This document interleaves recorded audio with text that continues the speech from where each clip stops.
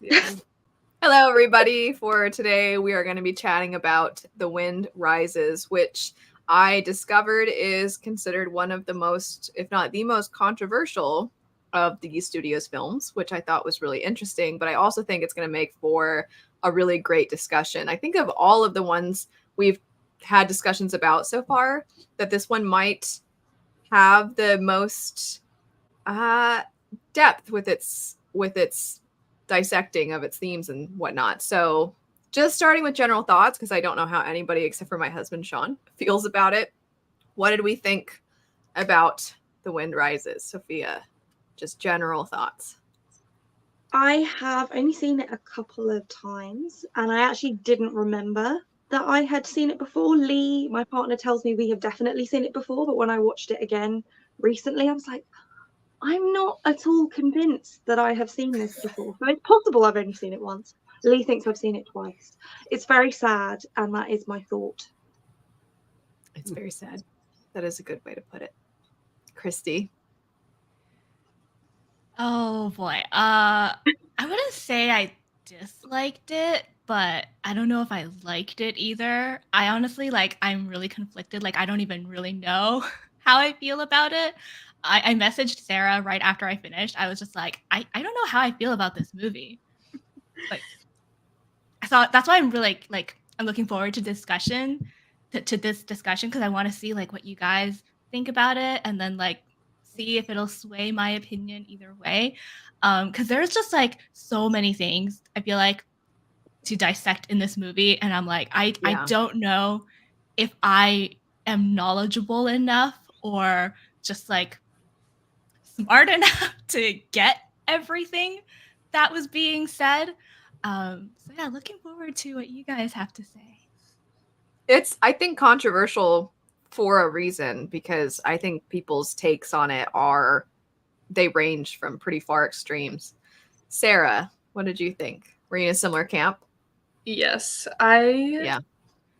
When I first watched this movie, I was just sitting on my couch, like, I don't even know what I think, and like I still kind of feel that way. Like there are certain things that I really like about it, and there are other things that I really don't like about it. So it's like, I don't know. I just have a lot of feelings about it, even though I don't really know what those feelings are. Sean? It's my favorite of the ones we've watched. Big fan. Really? Yeah. Is this your first time watching it? It is. First time watching it. I do think it's a little long. If I'm being critical, I think we could have cut out a good 15 to 20 minutes. Like I don't want to say it's points that were boring. Actually, no, I'll say it. At points it was boring. I was like, let's speed it up a little bit. But in general, it's my favorite that we've watched. I also really loved it, though I feel like that word is sort of an odd one to use.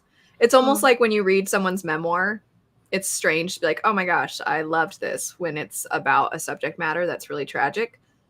But I guess maybe a better way to put it is I thought it was brilliant in how it was executing its themes based off of my interpretation of them. I thought it was the right level of maybe sophisticated because and we were talking about this a little bit before we started the discussion, but a lot of the time through watching it, I kept being like, this is reminding me so much of Oppenheimer, to a point where I wonder if Christopher Nolan watched this and took some inspiration as to how to portray this sort of, you're creating something and it's sort of your life's work, but it's going to be used for a dark purpose. And that whole topic, there's so much to it, which is why I think it's very understandable that people have such conflicted feelings about it. But I personally think the way that it executed those things, it was more to my liking than how Oppenheimer did it. But I think that a good question to start is not a general question. Start once we get into more specifics. Is not as general as some of our usual points that we go through, but is much more just getting right into it. Is Jiro a bad person? I think that's kind of a good first question to ask, because I think that launches us no pun intended actually this time, that launches us into, I think, a lot of what makes this movie so, it almost feels like contradictory. So Sean, I'll let you kick that one off. Oh boy. I'm gonna be controversial here. I don't think Jiro's a bad person. I don't know what. I think he's a person. You know, he's a normal person. I think if his choices are perhaps poverty at a time when the Japanese economy was doing bad, or getting paid to make airplanes, which seems to be his passion. I don't think I fault him for necessarily pursuing that. I obviously he is aware that he is designing planes for the military. So I mean, and I think he's aware of what those will be used for. But I think like bad person, I guess I think just too black and white for me. It's just kind of like, you did one thing, you are bad. I think he is clearly a multifaceted person who did some bad things and some good things. So no, I don't think he's bad. I think he did contribute to the war effort. But he's not the one calling the shots, you know, for said efforts. So, well, and there's also the question you could just of as easily be making a plane for defensive purposes, you know. So, well, and if the war had ended, and then his design, we'll call it, was made, then he would be known for somebody who created passenger planes instead of planes that were used for weapons, which this is somewhat based off of a real person, but it's, I'm pretty sure, very highly fictionalized. So when we talk about Jiro, we're talking about just Jiro within the context of this movie. Sarah, what would you say? I kind of agree that, well, I mean, I definitely agree that he's not a bad person, but I definitely think his choices, I guess, are where I struggle with this movie, because to some degree I understand what he's choosing, but on another level I don't, because he can either make these planes that he knows what they're going to be used for, and it is his dream to make these planes, but then on the other hand, he is choosing to work on them in favor of spending time with his wife who's dying. And like, I understand the financial aspect of it, but also it is a dream. But like, this is going to sound like mean to say, but not everyone is entitled to follow their dream. Like, just because you want to make airplanes doesn't mean like you should do that. So I don't know. I just have like so many feelings about that.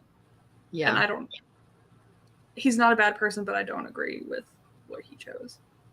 Maybe you don't feel like he's a bad person, but you certainly maybe wouldn't put him in the camp of good. Yeah. Because I do think that, at least as far as, you know, American education, I can't comment on other places, but I do feel like there's this, we treat people who created or invented certain things almost in the same camp as heroes, almost like we should idolize them for creating this thing that we now use every day. But if you look at those people, you're like, oh, they were horrible. That was a horrible person, except for they made this one thing that makes my life convenient. So, and there's that sort of conundrum when in actuality, a lot of times the people who invent things, they're not always bad, but I think a lot of times they're humans, and their contributions to society can be used for good. They can be used for evil. And there's a whole conversation you can have about, is it worth it? Which is why I think the quote in the movie about when he's in the dream and the person asks him, would you want to live in a world with pyramids or without? I feel like that's kind of the question of the movie, because the person even tells him it took a lot of human suffering basically to create those, but I would rather live in a world with them. And you're like, that's a pretty straightforward answer to that question. I feel like most of us might deliberate on that a little longer. But Christy, what do you think? Yeah, so this is part of where like my conflicting feelings about this movie come in and like how I'm not sure how to feel about it. Whether or not he's a good or bad person, like I don't it's not an easily answerable question. But when I was watching the movie, I kept feeling like is the movie trying to tell me whether he is a good or bad Right. person? Because in the beginning of because I know this is like loosely based on a real historical figure. Um and that already kind of like makes me a little bit iffy. Just because like I don't know what that person was like in real life. And I don't know if this is trying to like get me to feel a certain way about that person. But like in the beginning of the movie, it showed all of these scenes where, as a kid, he was like stopping the bullies and he went out of his way to help the lady who broke her ankle. And even when he got those other people to come help, they were all like, "Oh, who is that guy? What a great guy to like help us." And so I'm like, is it I don't know, it felt like it was trying to get me to think that he was a good person, and, yeah, I don't think it's something that is easily answerable whether he is good or bad. I just didn't like how it felt like it was telling me, you know? Do you think it was telling you, or do you think it was showing multiple sides of him, like his potentially negative contributions at that specific time to the world, but also he can be capable of doing nice things too? Do you think it was that, or do you feel like Yeah. it was too much? I feel like those depictions in the beginning, it was just a little bit too on the nose, um, to, like, get us to feel a certain way about him, and then, yeah. It was a bit much. That part was a bit much for me. I think part of it too is that his moral compass for the things right in front of him is pretty much pointing north. But then in the abstract, he's very good at ignoring in that sense. But we'll get more to that soon. Sophia, what would you say? So I didn't realize it was loosely based on a real person. I thought it was entirely biographical. So that's possibly colored the way I've looked at it, because I don't believe that anyone is intrinsically good or bad. Everyone's nuanced, right? So I didn't necessarily see it in, is this character a good guy or a bad guy? Because to me it wasn't a character, it was a real person. And I'd say I agree with Sean. I think that he finds himself in a situation where he can pursue his childhood dream and his passions, but in doing so, he is going to be a part of the puzzle that ends up killing a lot of people. But in the same breath, he's only a part of that puzzle. He isn't the one deciding to kill those people. He isn't even the one pulling the trigger. So it kind of is a very interesting question about whether or not at what stage do you become complicit in something that's going on. And exactly as you were just saying, I think both Sarah and Christy were talking about how, there are things that are invented that, like, for example, satellite navigation, which everybody relies on pretty much constantly. I'm sure I use it nearly every day, right? But that was originally invented for the military. So it's a really difficult question, and I don't think I really thought about it while I was watching the film, because it's just historical. I thought it was. So I think to that point, the GPS thing is a really good point. So just after this movie, I was looking at like Boeing, because like they do make military. Yeah, I asked Sean. I was like, "Can you look up Boeing for a second?" Yeah. So what was interesting though was because you're talking about at what point are you complicit, and I think that's a really interesting question, because I think the problem is I think we're really good at weaponizing just about everything. Yeah. Because on the Boeing website for their like military division, like one of their things they're really hyped about is like a passenger list. So I guess kind of more like a drone, but like AI controlled plane, bomber. And I don't know anything about AI, but I mean, I'm sure if you ask the folks who first got involved with that, I don't think their thought was like, I really can't wait till we can, sell this to the military or whatever. But military has a lot of money, or Boeing has a lot of money. So I mean, like, I'm sure Boeing or whoever, whatever, transaction that was, like, can we use your AI technology in this plane? I mean, I don't know. Maybe they developed it themselves. Maybe it was in-house. So I don't know how that works. But if it wasn't, then at some point someone said, sure. And then you have to ask, like, is that group complicit? So I do think like it gets a little, I think Jiro, obviously it's a little different because he is designing planes that he literally knows are going to be used. But I also think like we're really good at just making weapons out of everything. Yeah. The way I would say it is to try and judge Jiro, which is kind of mean of me to be like, all of you decide now if you think it's good or bad. But I think to judge him extremely harshly is completely understandable because as you are watching, it's very clear that he knows what it's being used for.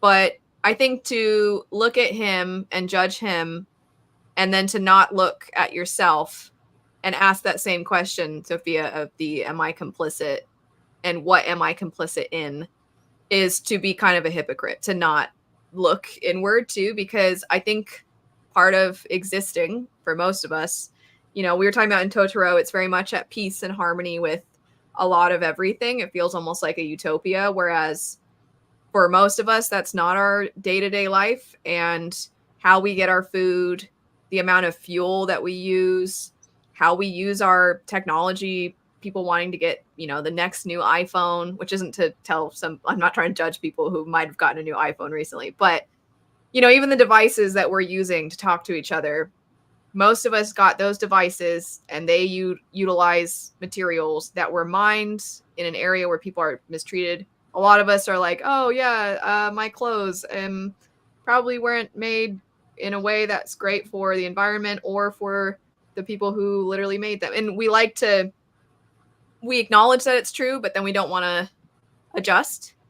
And I think in this movie, it's so obvious because it's like, he's designing planes that are going to be used to drop bombs on people. And it tells you that several times. And his friend, constantly the list gets longer because at the beginning it's like, we're probably going to drop this on, and he lists a country. And then later it's like, I don't know, the Americans, the Chinese, and he just like has so many places. So it's like, it's going to be used, and it's going to be used to hurt a lot of people, and it's only getting bigger.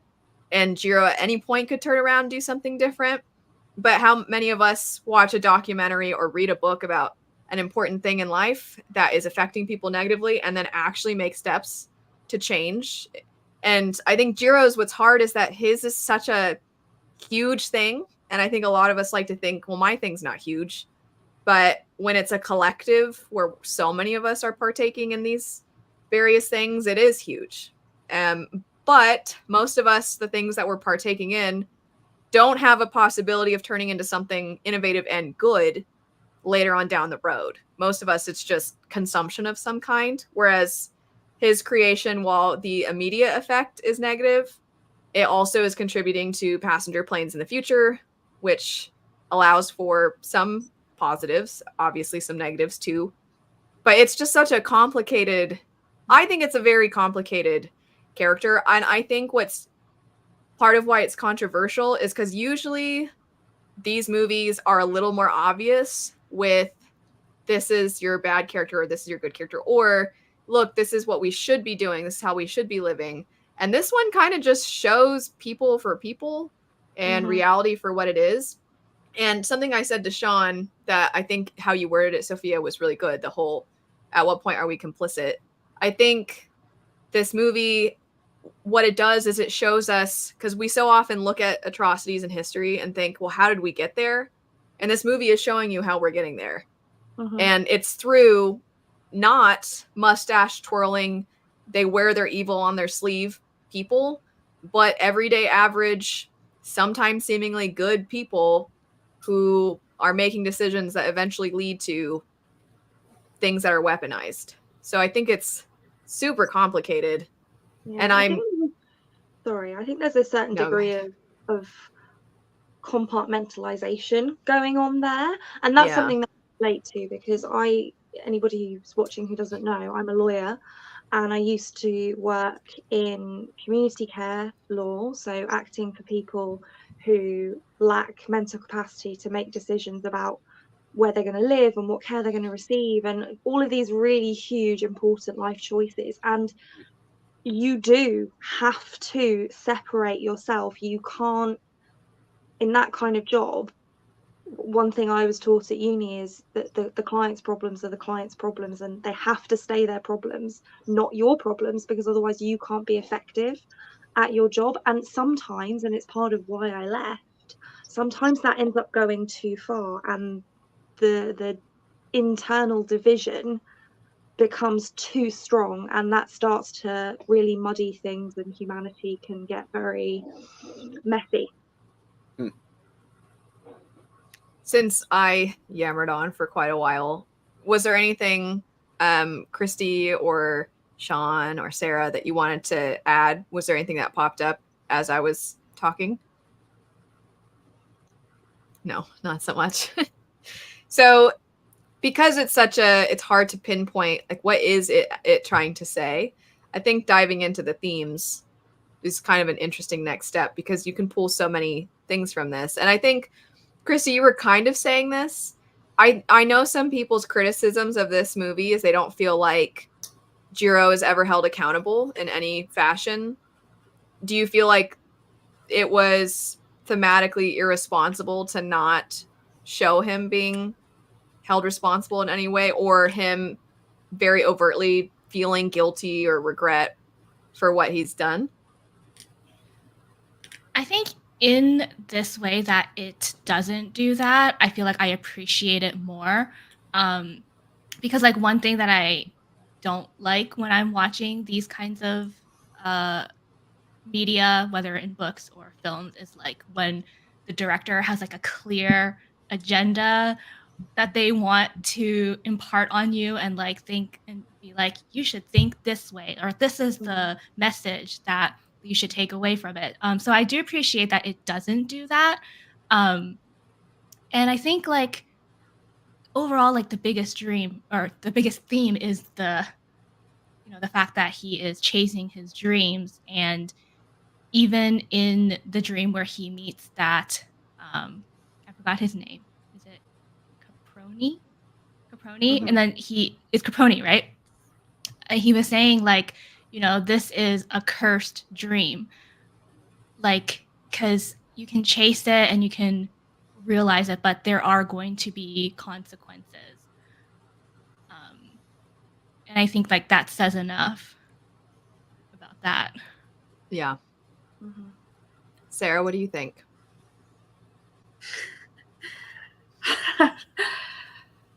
I mean, I think that the biggest theme that I got from it is kind of what we were already talking about, was like your actions contributing to something that you know will happen because of what you're doing. And like if that makes you a bad person or not. Yeah. Yeah, it's, I think, kind of the moral ambiguity of mankind, in a sense. The everyday average, you could say. I know he's supposed to be brilliant, so he's maybe a little more than average. But you know what I mean? The not a villain and not a hero. The moral ambiguity of the people in between, I think, it definitely asks that question. Sean, what would you say was like a big theme or takeaway for you? I didn't think about this until just now, but I think we were talking about compartmentalization. I was trying to figure out why the tuberculosis, unless his wife really had tuberculosis, which maybe that's the case. But if not, it seems like an odd choice, unless you're just going for like a tearjerker kind of ending or something. But I do wonder if he's aware that she has tuberculosis on some level, but then chooses to marry her anyways. Mm-hmm. And When he I almost think proposed that to her, she says she has yeah. tuberculosis. So yeah, he well, that's fully true. That's knows. true. Yeah. You mean like That's a good he's point. he's ignoring it? Is that what you mean? Like he on some level is, and then in the same way, it's like I'm aware there's a war, or not. yeah. Technically not yet, but I'm aware of what these are for, but yet I want to pursue my dream. Like it's almost like she was his dream, planes were his dream, and I'm going to ignore like the real life stuff. Mm-hmm. And I'm not saying like don't marry someone who's about to die. I'm not saying that, but like he doesn't really fully acknowledge that.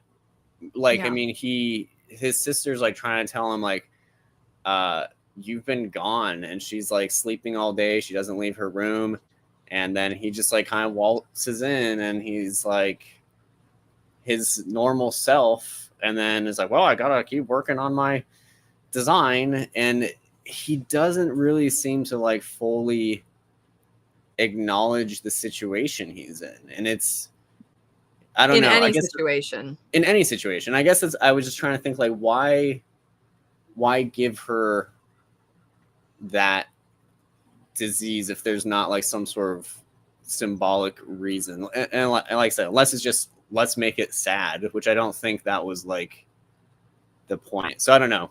I'm just throwing that out there to see if there's any agreement or something that Ghibli does a lot in its slightly more realistic films is give characters TB.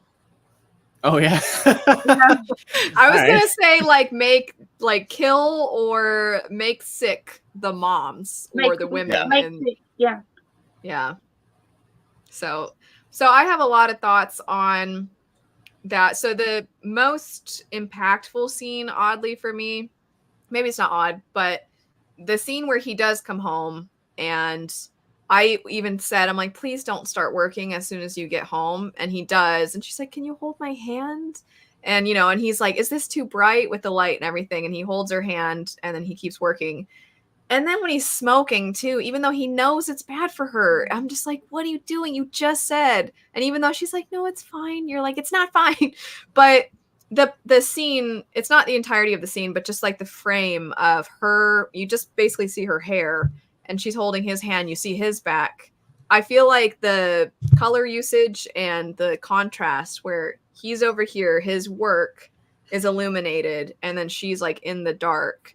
To me, that symbolized pretty much everything about his character and the themes of the movie, which is he is always looking at the dream, and he's kind of like aware and attached to the dark reality of things, but he's like refusing to look at it or acknowledge it. And he's just, his focus is always on the positives of whatever it is he's engaging in. And I think that kind of ties to what you were saying, Sean, about he does choose to be willfully ignorant about everything. Even when his sister at the very beginning is like, oh, well, it's lucky for you. It's not as easy for girls. I want to be a doctor. And he's like, well, you should be a doctor. Like, and he doesn't really, it's nice that he says that. It's encouraging to her. But also he doesn't really acknowledge that she just mentioned it's going to be really hard for me as a girl. That is not even a part of his mind. It's almost like he doesn't even hear that. And he does it continuously throughout the movie. He just focuses on the dream and not reality, the things that are right in front of him. It makes him a very frustrating character, but I also think it makes him one of the most realistic protagonists that we've gotten. I could actually see a therapist watch this movie and react as if that was a real person and dissect them and why they're behaving that way. And I think a lot of us do the same thing. People, you can see it happen where somebody will be talking about something negative and then you just see them immediately jump to whatever the positive is, and you're like, I need you to acknowledge though everything else that we just said. And some people don't do it maliciously, but it can have a very negative effect when you do ignore, whether it's on a personal level or more of a societal thing. And I think that's what this whole movie is him having a negative effect and not wanting to acknowledge it. But Sophia, I talked a lot, so I was just going to say that on that point, I think that there is some, whether it's intentional from the studio or not, I'm not sure. But to me, there is sort of a discussion on capitalism going on there, because he is prioritizing his work for the vast majority of the film over everything else. And who hasn't done that at some point in their life, if not currently doing it right now? We are living in a society where working is like the be all end all. It's the most important thing that you can do, and it's where all of your energy should go.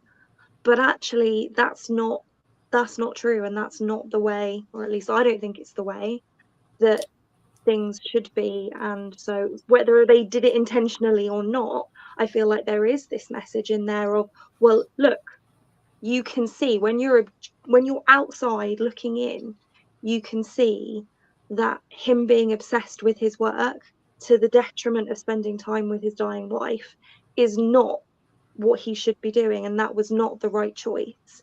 But if you were in that situation, would you have made a different choice? We might like to think yes, but maybe we wouldn't have. I think too, with that whole conversation, when his sister is saying, do you not realize that she's alone in that room all day? One, he always forgets when his sister's going to show up. You never see him ever interact with his mother after he's a child. So you don't see anything with his mom. And with that whole dynamic and the idea of choosing work, the sister is telling him, like, you need to let her go back where she can have a chance at feeling better. And he's like, well, I can't do that because if she goes, then I would go with her. And you're like, okay, you don't get points for saying that because you're still deciding that's why that's not an option. So in a way, it's like he's already decided that her health comes second to his work. It's not just I'm working and I don't spend time with her. It's like she literally is coming second. And it's so, when she covers him with the blanket, I'm just like, she's so sweet. And he's such a dum-dum. I was so mad at him with all of that. But anyway, Christy and Sarah, was there more you wanted to add? Yeah, before we move on from the themes, I think another theme of this movie, I think, is like summarized pretty well by like the general quote of this movie, which is "The wind is rising, we must try to live." And like my interpretation of this quote is like the wind rises. It's just inevitability, right? But regardless of that, things are going to happen the way they are. There's going to be consequences, a lot of different outcomes. But regardless of that, we must still try to live. And I think that also speaks to what Sophia mentioned about being complicit. Like, no matter what we do in this life, there's always going to be some kind of negative effect on something. That's just the reality of the life we're living. But we can't let that stop us from living our life like the best we can. Yeah. I really like that interpretation because I don't know if that's how I took it, but I think that's a really profound way to see that. I had kind of a negative view, not negative as in I didn't like the movie, but I took it in a dark direction at the very end because throughout the movie, I told Sean, I think this movie's going to end where you see the destruction, but you simultaneously see his dream. And I think you're going to see the darkness of what's happened and then the colorful, which was exactly the end of the movie. And I also said I feel like she is the wind, and there's like this inevitability of she's gonna die, but she was also in some ways like his muse or his support. She in a way was a dream to him as well. And there's the whole, we can get into that whole fleeting moment within the summer hotel and all that. But so, and it did kind of flat out tell you at the very end, like, she's the wind or whatever. I was like, oh, well, okay, I feel less clever for thinking that. But with the, I think she literally tells him, you must live. And there's a part of me that's like, I wanted to add, with what you've done. That's what I added at the end of the movie. Like, the wind rises. So she's gone. And these like, there's a lot to, I feel like the movie had symbolic value with the one-way trip. Because you see that his boss, when he's like, I hate these darned one-way trips when they're struggling to land onto the ship. And these planes never came back. So it's like a dream that left. So there's all these things that it's kind of sort of tying to what you're saying. But also with how he's lived, he now has to ask himself if he lived well. I feel like the person asks him that same thing. Like, did you do good in those 10 years? With your prime of your career? Did you, basically, are you proud of yourself? But he's kind of like, I did the most I could. But you're like, did you do the best you could? I think it's a different takeaway. But anyway, Sarah, was there anything you wanted to add before we move into so this is like completely different than what we were just talking about, but I think it kind of fits under themes. But the kind of time period that you see throughout this movie, and like it kind of starts more historical, but then as you're going through the movie, the more modern elements that like you see get added in with the like more historical stuff, especially like after the earthquake and they've rebuilt some things, and you kind of see like the old versus the new, and that whole, I guess, transition you get to see throughout the movie, having it start where it does and kind of go through however many years it goes through, and seeing that, I think, was one of the parts I really enjoyed about the movie. I also feel like, because we mentioned this, it might have been when we were talking about Nausicaa, that apparently Miyazaki loves planes. In fact, Ghibli pulled from an Italian, something to do with planes in Italian. So I'm just like, it feels like a weird love letter to himself. But I also feel like, given how anti-war he is, and given how he does seem to have a lot of themes of environmentalism, living in harmony, all these things, balance, to love planes is also a really weird thing to have with all the rest of that. So it almost feels like he's grappling, like this entire movie is him just not really coming to a conclusion about how he can have love for both of these things at the same time. You know what I mean? It's like the way in which human beings are not black and white. Sean used that phrase earlier. We're not black and white. There are things that we love that we can always pull something bad from it, but we can usually find something good in things too. So it feels like a lot of this was just him laying it all out there and being like, I don't know. This is how the world is. It's the most oddly almost rooted, aside from Grave of the Fireflies, which wasn't his work, but it's almost like the most rooted in reality, at least from the ones I've watched. Because the only times it felt particularly fantastical were the dreams. And then when things were destructive, they made very weird noises, like demonic almost sounds. Yeah. But otherwise, I think it was just kind of him portraying things as they are. And I think sometimes there are viewers that want those concrete answers. But to your point, Christy, I don't think he was trying to tell people really what to think in this. I think there's a lot left up to interpretation. And I feel like that's why, like what both of you said at the beginning, I don't know how to categorize how I feel about it. But in that sense, that's why I think I would say I think it's brilliant, because I think it's depicting things as they are really well. Were there any... Oh, sorry. Yeah, no, go ahead. To that thing you mentioned about Miyazaki. So I try to look up like some other interpretations of this movie afterwards. And one thing that stuck out to me from a Reddit post that someone made was that like he focuses a lot on like the beauty and the before of everything, and that can kind of be seen with his wife, Nahoko, I think her name was, as well, because before, like, we don't see her die, or we don't see her like and she doesn't want him to see like her health like decline, and see her in like the last moments of her life. So it's only focusing on like her, like how she was before all of that. So I don't know, maybe that's what he was doing with this movie as well, where he just really wants to, yeah, just focus on the things before all of the destruction happens. I don't know. The possibilities, the what could be. I think that there's a quote, because there's a number of quotes in this that I thought were really great. And there was one that I think is very early on that I think captures a lot of the movie. But airplanes are not tools for war. They're not for making money. Airplanes are beautiful dreams. Engineers turn dreams into reality. But as soon as they're reality, they're not dreams anymore. And thus they are then tools for war. They are then, you know what I mean? Like, and to your point about the thing that comes before, the thing that came before was the dream. And then once it became reality, that's when it's no longer, you can't separate it. You can't decide what, it's almost like works of art. Once you create a work of art and you put it out into the world, it doesn't just belong to you, the creator, anymore. It belongs to other people, and they're going to do with it what they will.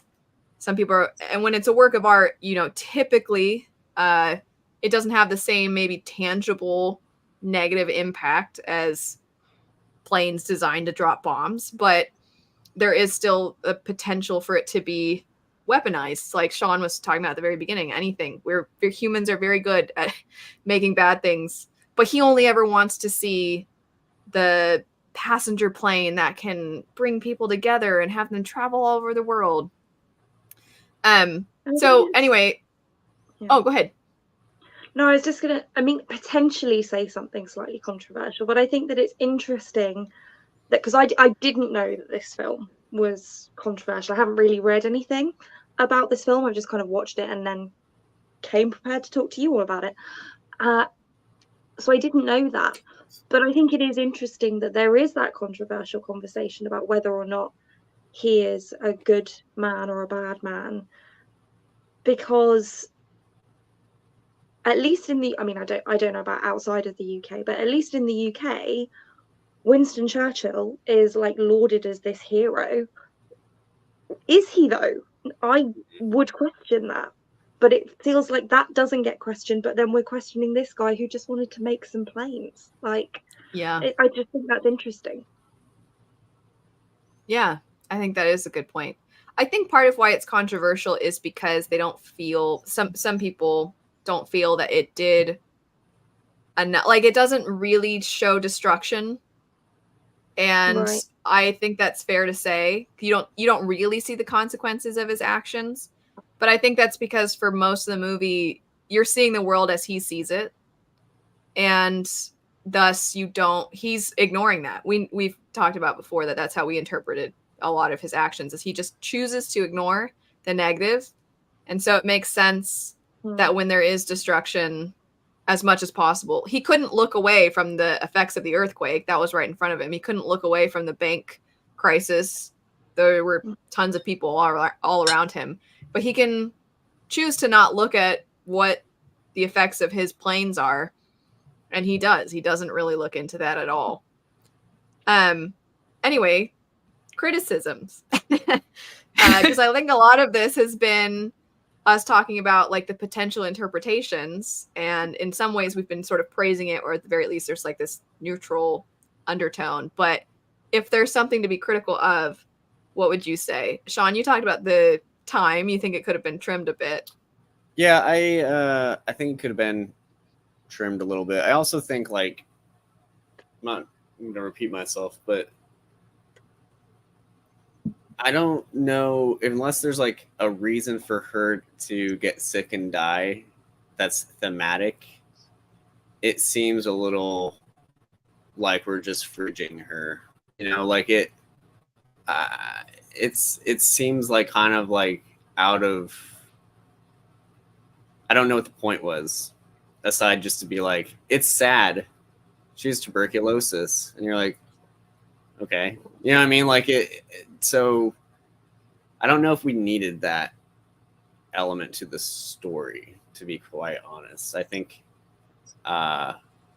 there's enough conversation around everything else without being like, look at this sad part. I don't know if anyone agrees with that, but I don't know. I feel like I would have been much less engaged in the film if there wasn't that, because I'm not necessarily so interested in plane engineering personally on a personal level. So I think possibly I wouldn't have been as interested and engaged with the film if there hadn't been something slightly more, I guess, realistic or Human. relatable. Yeah. It just did kind of come at the expense of killing a female character. but and so I guess I should just look it up again. If that was like really his wife died of tuberculosis, I don't think she did. Yeah, put it in the movie. I tried to wiki the real person. It didn't mention anything about it. Okay. Because I guess I'm saying, like, you could still, if you got married, you know, you could still have a love story in there. You could still have, she could even, like, challenge his beliefs. You know, like, there's things that they could have done that weren't just, like, now she's in a room dying. Look how sad it is. Oh, no, that was sad that it gave the thumbs up at that point. She's in her own dying. No. Great. Yay, she dies. Do the heart. Hey. Wait, do the heart. Oh, yeah. Does that work? I can't do it. It's too hard. I think what was another one? A peace sign was the other one. Do applause. Clap. Okay. Now I can't do it. Anyways, I don't know. I didn't think that immediately after watching it, but I think the more I've thought about it, I'm like, it just seemed like I need something else going on and I want it to be sad. Therefore, she's dying. And I don't know if that's like the best storytelling to me. Still liked the movie. Still liked it, but yeah, I'm trying to decide why I don't find that frustrating in this context, because I don't find it frustrating in this context, but I can't figure out why. I think because it was made very clear from the start. It wasn't like they got married and then now she has this sad thing. It's like he knew immediately pretty much that she wasn't well, and there was plenty of opportunity then for him to make the most of his life with her. Because that's what's sad is I think it's showing in her. She was making as best as she could the most of her life with what little time she had left. And how sad it is when you don't see the other person doing the same. I think, like, sorry, not to cut you off, but no, like, yeah, go ahead. If she weren't dying, you could still show him putting his work first before her and show that kind of time is limited. But I think time obviously becomes much more limited if you actually put like there's some sort of very soon, you know, she doesn't have much time. Like, I think maybe it's just to add to that sense of like, look how he's putting his work before her thing. That maybe it wouldn't be as obvious if she weren't dying, but I don't know. You could still do it, I think. I actually agree with your take, Sean.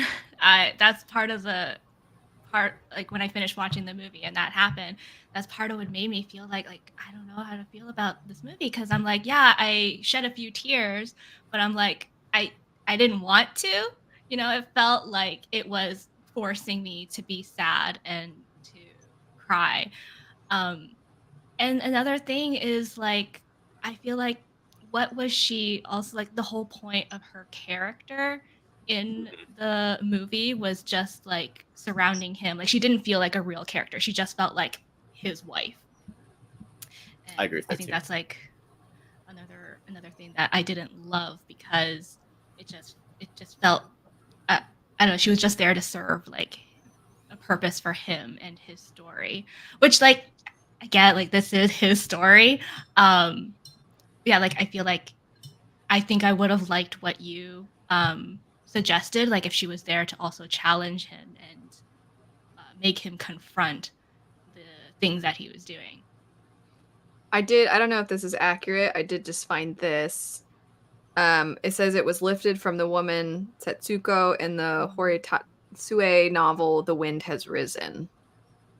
So kind of combined, which that's not the first character that he pulled from a novel, because the German that he meets in the hotel is just a guy from a book. The book he even talks about is the book that he's from. I had to look up that German guy. I was like, the things that he's saying are so cryptic. Like, what is the deal with this guy? I did want to add, I think this is kind of, I mean, I don't want to assume that there's legitimacy in this, but I was looking at, because of the whole like one-way flight, we don't get to see the planes again, and then just very basic knowledge of that time period and the war, the idea of like the kamikaze, and it has similar wording like divine wind. So I do feel like there's something to this idea of like something happens and then it goes and you don't get it back. That seems to be like a big theme in this. Because even with that German guy, the song that they're singing is about like fleeting love and how things will fade and go. And I mean, as cliche as it sounds, it feels like one of the themes is to make the most of what you have when you have it. Mm-hmm. And he didn't do that with his wife. Mm-hmm. I wonder, I don't disagree with what you're saying about his wife. I wonder if part of why she's so accommodating and so sweet and so nice is just because she so wants everything to be sweet and she wants to be supportive, but also if there's like this element of the time period and how wives were expected to be, and almost like this reverence they give to their husbands and things. Because you even see when he comes home, she immediately starts putting his clothes on the hanger, and I'm like, you're sick. What are you doing? But I think she was just trying to be super loving and sweet, but it does feel, I don't disagree. It does feel so much like, look how perfect she is and how nice and sweet and supportive. And then he's just like an idiot over here with how he is with her. Man, it was so sad. She was so nice. But I guess there is a part of me that thinks like no character felt very fleshed out besides him. Like his sister was his sister. He felt fleshed out. I mean, like more than the others, but yeah. But I guess like his sister was there to be his sister and pop in a couple times, be like, by the way, I guess you forgot about me and I'm a doctor now. And the boss is like, I'm a grumpy boss who's all about work, work, work. And I think his friend was the most normal. Yeah, his friend was super... His friend seemed just like a normal dude. Like... Yeah. But there is that quote from his friend that says something like, you work hard, or you work harder at work when you have a family at home or something. And he's like, isn't that an irony? So I feel like it was a little foreshadowing of what we're going to get, depressingly. Other criticisms, though. Sarah. I also agree that it was too long. I feel like maybe the first half could have been cut down maybe a little bit. And also just the fact that he didn't meet his wife until like over halfway into the movie, and then suddenly she's this big emotional part of the second, like the end basically. I thought she could be in it sooner, even though when I first watched the movie and like he met her as a child and like that whole connection seemed weird to me, like the fact that the maid was trying to find him. So I thought like the romantic connection was like going to be with the maid, but it was actually the girl whose hat, like who saved his hat. So that whole thing I thought was just like kind of weird. The way their whole relationship felt very like mostly rooted in symbolism more than, because even like I said with the hat and then with her umbrella, where I was like, the wind, there's something about the wind and them. And then later it was like, she even says like, I asked for the wind to bring you to me or something like that. And then at the end, she's the wind. So I was like, okay, there's a clear sign of how wind ties to the relationship. But I was like, I know there's something because it was the hat first and then the umbrella later. But yeah, I don't think I disagree with that either, where I am kind of surprised because their relationship was basically like paper airplane. Oh, look, paper airplane. Now I'm in love with her. Yeah. Which Yeah. I I've kind been of in love with you mind. since I first saw you when you were like 12 years old. Yeah. That is kind of like a Ghibli thing, seems to be like love now. And yeah. I mean, I don't think in the scope of a movie you really have that much time to develop Yeah. anything anyway, but this one in particular feels like they okay. were annoyingly cute though, I will say, when like he's just happily like marching along to get it and she's, you know, like, oh yay, excited from the balcony, and I'm like, no, they're so wholesome and cute, but I'm pretty sure this is gonna go south. I wanted them to be happy. But criticisms on your end, Sophia? I think I agree with everything that's been said already. I definitely think I don't know what or where I would take out. Probably just some bits I would make shorter because it is very long. It's a very, very long film, and I don't think it needs to be as long as that. Like after the earthquake, they're just walking for so long. Like, did we need to be walking for that long? I'm not sure. So yeah, I'd say that. And I mean, it's difficult for me, the discussions about the wife, because again, when I watched it, I thought it was biographical, so I didn't question the whole, oh, why is the wife dying? I was just like, well, that's really sad that his wife died, because I thought it was real. So I don't really have much to add there. The Wikipedia about the novel that he kind of took from, it's very interesting because which one? In the novel, what you pulled up, The Wind Has Risen. I mean, it's pretty much only about the guy, the narrator, and his wife having tuberculosis, but they meet at I think a hotel. She's a painter, so lots of similarities there. And the prologue also has a quote from the poem, "The wind has risen, we must try to live." So that's also in the novel as well. So and the other novel that fiction. Oh, you're saying the Magic Mountain one? Yeah, that's the one. Sorry, but Sophia asked a question, I think. Oh. Yeah, I'm just checking. The wind has risen. That's fiction, presumably. Yeah. But anyway, the magical mountain, is that right? No, is the book? I think it's just Magic. The Magic. Okay, the Magic Mountain is the one that the German character that pops Thomas up. Mann. That he's a reference to, it would seem. Which I feel really bad that I don't know much about that work, because I guess it's very influential, and I think there was a movie made about I feel it. like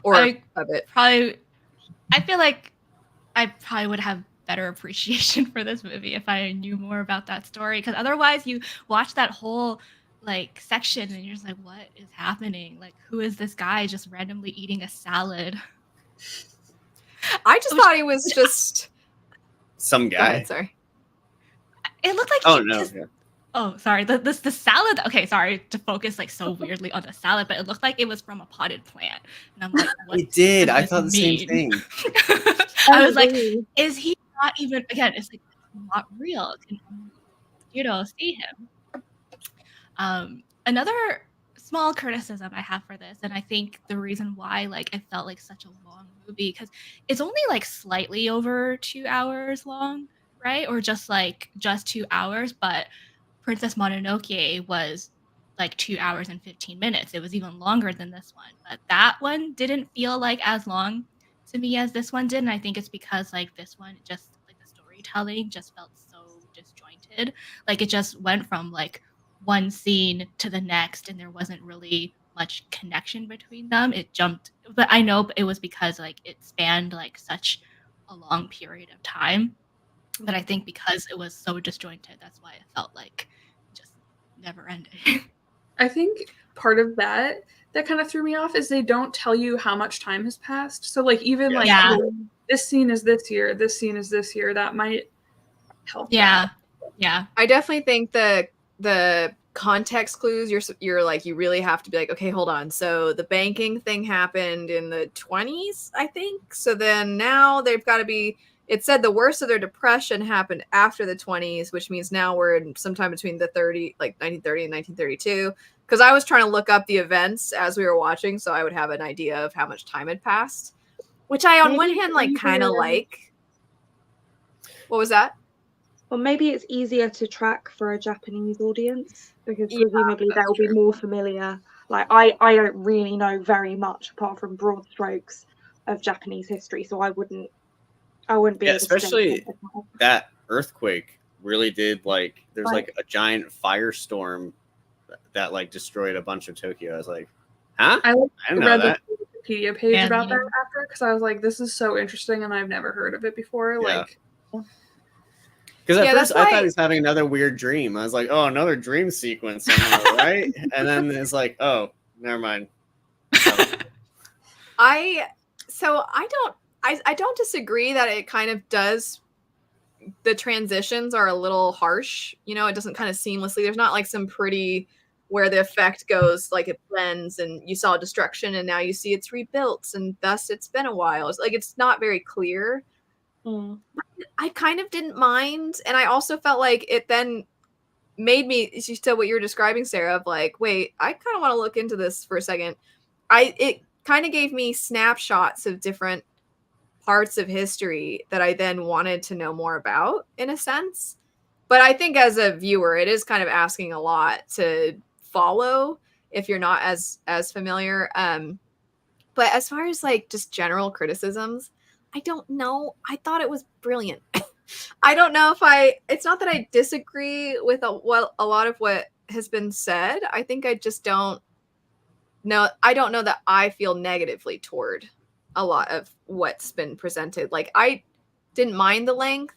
I really kind of enjoyed all of it, or maybe not always enjoyed, but I felt like a lot of it was helpful to have in the movie. So I don't know. I just really thought it was great. So I feel bad because I'm just like, I don't know. It's pretty close to perfect. So we'll end No, on there's nothing to feel bad about that.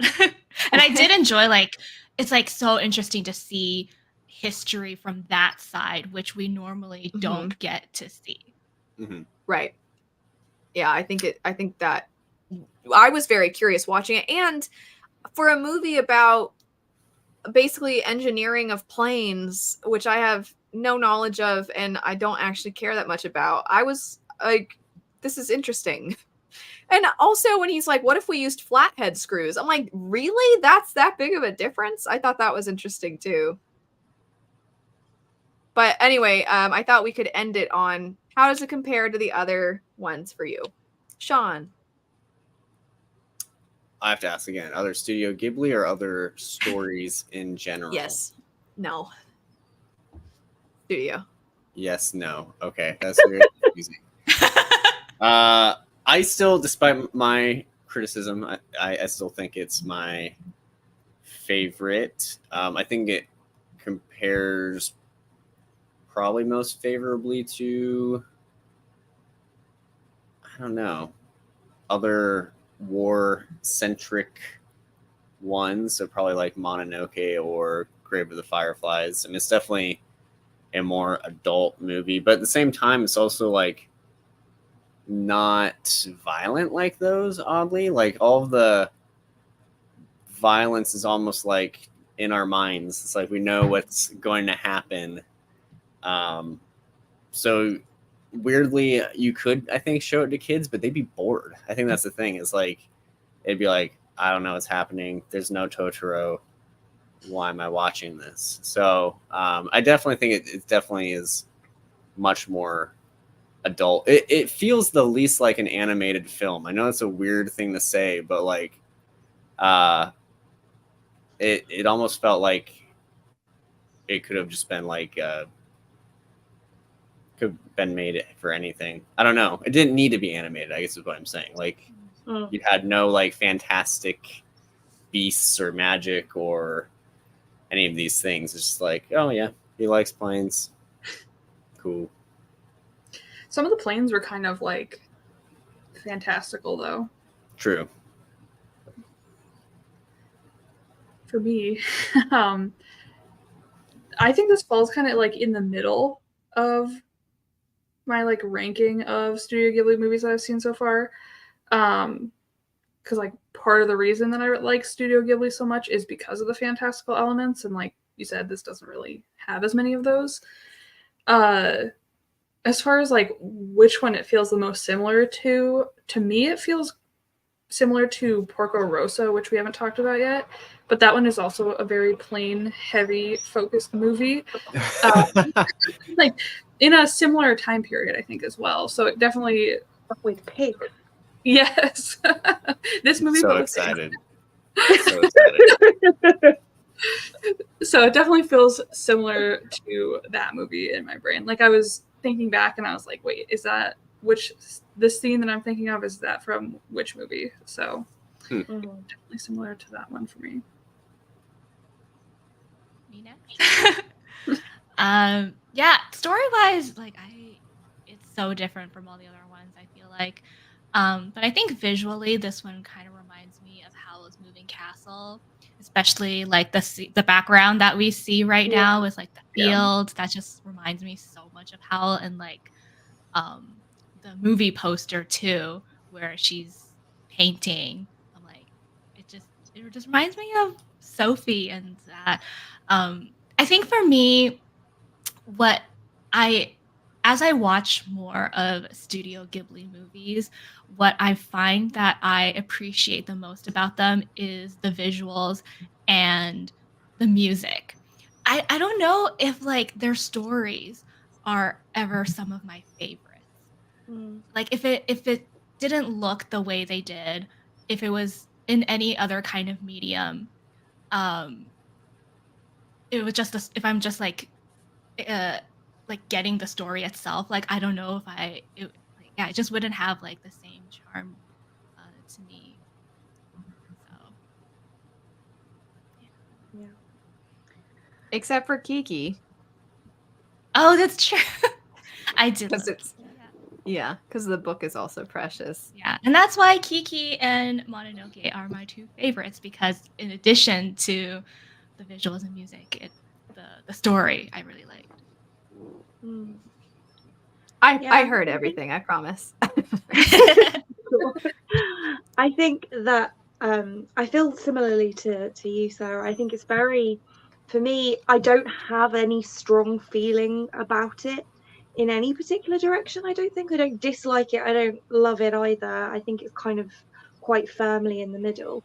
I do think that poster is not particularly representative of what the film is about or what the vibe of the film is, because as I said, when I watched it, I'm still not convinced that I'd seen it before. And all I had was that poster, and I was like, oh, this is going to be a cute little no. not what I signed up for. So yeah, I don't feel strongly about it either way, but I do think that it does feel much more realistic than any of the others that we've spoken about so far, and the vast majority of Studio Ghibli films in general. And like you, Sarah, I think it's the whimsy and the fantasticalness that I like about Ghibli films. So this film would never get into the top ones for me, because it's just, historical fiction is just not my jam, I guess. I want to comment before I say my answer. This poster to me is almost like representing the dream. Almost like this is how he sees his relationship with her.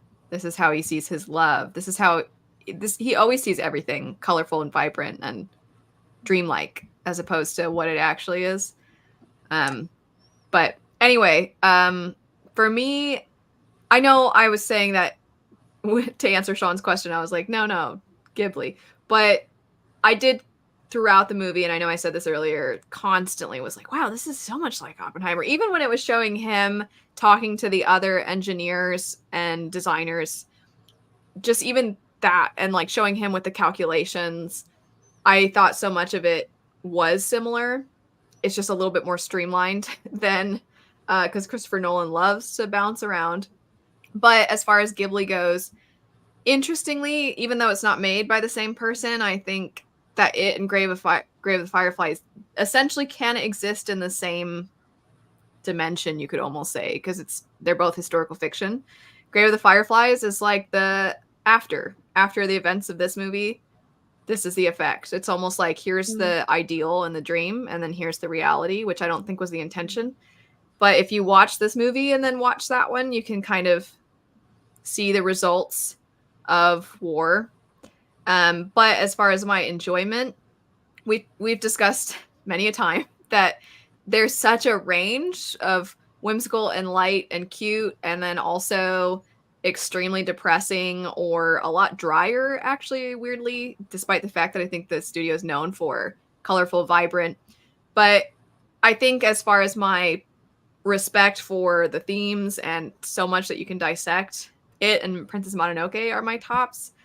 But that's because I love Kiki's Delivery Service, but it's a completely different thing. It's like comparing not just like apples to oranges, but it's like comparing food to liquids. You know what I mean? Like they're just so different. It's hard to even think of them in the same category. But I think this one and Mononoke sit with me a lot more.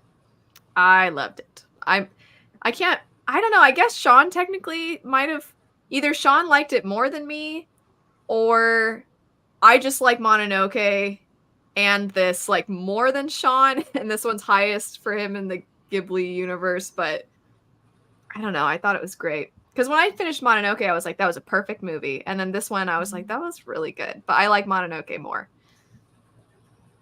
So I don't know. I thought it was great. But anyway, were there any other final thoughts we wanted to mention? I didn't really get to talk about the animation much, but I thought the animation in this was beautiful. And I know, Christy, you were talking about it reminding you of Howl's Moving Castle.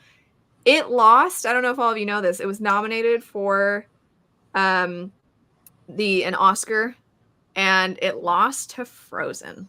And I was like, That is upsetting. To Frozen. Come on, right? Just let it go. Ha ha ha ha ha ha. Right, Sean? Can't compete with Disney. What's that? Are you asking me for confirmation? Yeah, that's what it was said, right? I just trusted you. I didn't look it up. I just thought, oh, okay. I went with I'm that. pretty sure. I'm telling everyone that now, so it better be true. I told my dad that this morning. I know, I heard you. The film was praised internationally. It was nominated for the Academy Award for Best Animated Feature. It lost to Disney's Frozen. See, there you go. There you go. Wonderful. Yeah, that makes me kind of sad because I'm not saying Frozen's bad by any means, but I'm like, yeah, but sad films usually had a leg up in those kind of awards anyway. Which Aren't one they came out? Usually, like sad or weird, the films that win awards. I don't know. I'm not a film buff. Well, I guess for me, because I keep comparing it to Oppenheimer. Oppenheimer did win, obviously different category, but I'm like, I feel like this is a better version of that type of story than Oppenheimer. Wait, so you think this movie is better than Oppenheimer? Yeah, I told you that. Oh, I don't think that. Oh, I thought so. Then I think Elle liked this movie better than Sean did. Yeah, Elle wins. I think you like Studio Ghibli movies in general more than I do. I think all of them I'm like I enjoy, but none of them are like my favorite movies. Like none of them are going to be like, wow. I shouldn't say none of them. I mean, maybe something will change my mind, but none of them so far. I'm like, that's not my favorite movie ever. Because that's Arrival, which is... We don't need to get into this. I do want to say really quick, not that I think that this is an actual valid theory, but they won the Academy Award for Spirited Away, which was released in, I just checked the date, 2002, which I believe that he did not accept, like he didn't go to accept the award in protest of the Iraq war because he is Wait. so anti-war. I don't think we were at war with Iraq in 2002. Wasn't that 2003? The release date was 2002. That's not when I won see. the award. Yeah.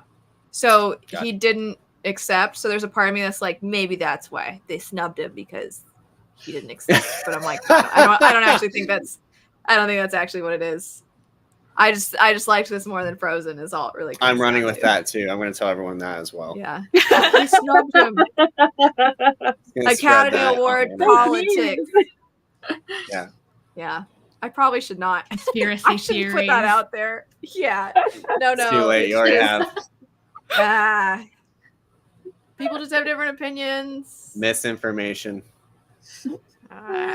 Anyway, any other final thoughts on The Wind Rises?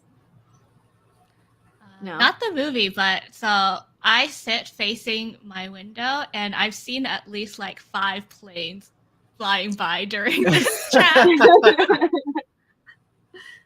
That's why sometimes That's I'm like, funny. What does it mean? Well, on that note, thanks everybody. I have one final Sean? thought. I mean, I think it's kind of said earlier, but I think what I liked the most, or one of the things I liked the most about the movie, is I know like 0% about Japan from 1920 to 1930, whatever time zone we were in there. I still would say I know 0%, but it was interesting kind of learning about that. I didn't know, like I said, there's a big earthquake. I didn't know there was an economic depression prior to our Great Depression. I did not know that. So I don't know. I thought it was an interesting little historical moment. Thought that was, for that reason, I liked it. 0.1%. Yes, exactly. I also thought I felt like I maybe started to learn something. At the very least, it introduced things I didn't know, and now I want to. Well, I thought I learned loads, and then today I found out that it's all fiction mostly. So maybe not all. Just his life. I think just his life portion was fictionalized. Yeah. Well, anyway, thanks everybody for joining. This was a lot of fun as always. We will have to pick our next films here pretty soon to watch. I think we're due for one of the big ones again, right? I feel like we're due for, I don't know, Howl's Moving Castle or Spirited Away or something pretty soon. Is this one not considered one of the big ones? I don't think it's. I actually considered didn't as even big. know this one existed. Huh. Interesting. It's a lot newer too. It's one of the newest ones because it was 2014. So I think that might be part of it, because I think there's a large group of people that know the ones that they watched when they were younger. And then now those are, the Totoros and whatnot. And then of course Howl's Moving Castle has Howl. So I feel like that's a big thing. Yeah, people love him. But anyway, this is super fun. We'll be back to discuss more Ghibli films soon. Thanks everybody for watching. We'll see you later. Bye. Bye.